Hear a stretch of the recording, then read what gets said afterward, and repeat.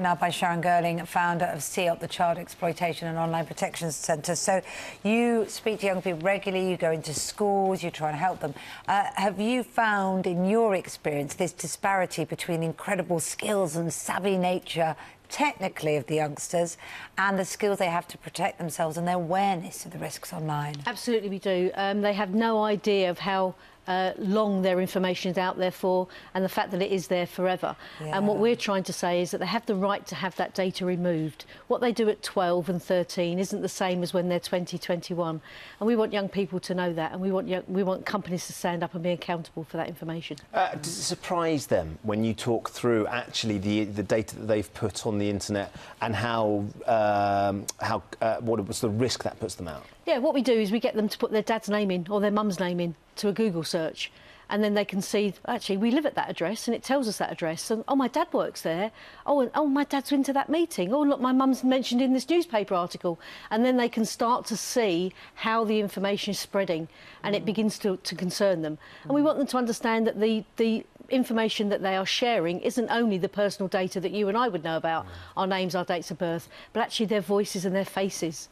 And they use Instagram and other social networking sites very quickly and are sharing data without realising what's happening to the content that they're sharing. So the sort of images and the sort of things that youngsters put on that might seem hilarious at 12, you know, the sort of antics that you might giggle about in the back of the classroom with your mates, you don't want that kicking around when you're trying to get your first job. How do you get that point across? We talk to them about their branding. And we say, what is it you want to be? Do they understand branding? Because I wouldn't have done it at 12. Yeah, we do. We talk to them about branding. That you'd be surprised that if we haven't taught them that by the time they're 12... What does that mean, branding? That how they're actually looking online, how they're going to be perceived. And we talk to them about how, what they want to be when they are an older adult, how that's going to look upon them.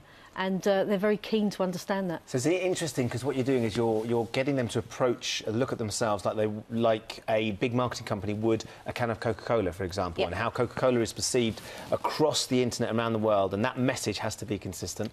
And you want the kids that you're talking to understand that the message of them, as Kate Garraway, as a schoolgirl, or Ben Shepherd, is that how do you want to be perceived? How do you want people to look at you? Absolutely, and they're very keen to do that. Yeah. They really are keen, and by having them to have that test where they're putting their own information in and beginning to see how those images have been shared. I can give you an example of a young lad who posted an image on a social networking site to a friend, believing it was only going to that friend, and lo and behold, when we put his picture in or we put his name in, it comes up on one of the search engines and he can see it popping up on different websites. Wow. So you're arguing that under 18 should be able to wipe the internet clean of stuff they don't want, essentially. Remove and edit.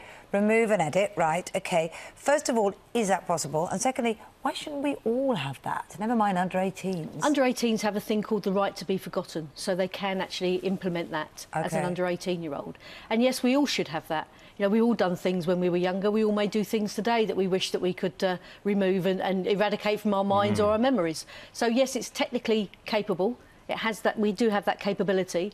But what we need are the companies to acknowledge that they need to do it. And of course, companies are providing this information. So they have the power to hold on to things or not, which possibly people don't realise. Yeah. No, Sharon, let's just talk, because there will be parents. And as Kate was saying, there's the weather's going to be rubbish for the next few weeks, potentially.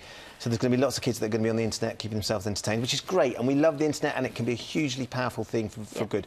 What are your top tips for parents, just to say, you know what, this is what I would do with my children, this is what I do with mine? Talk to them. Children love to talk to you and tell you what they're doing. So go on, if your child has a particular app, get that app yourself and play with it. Play with it with them. Go through it with them. If your children are playing on Xbox or PlayStation, play it with them so you're understanding what they're doing. And make sure you're part of their online life as much as you are as part of their offline life. Yeah, because it's a big part of their offline life, absolutely, isn't it? and make sure it's age-appropriate devices. It's not appropriate for a 7-year-old to have an internet-enabled phone that they're just going off and doing everything on their own.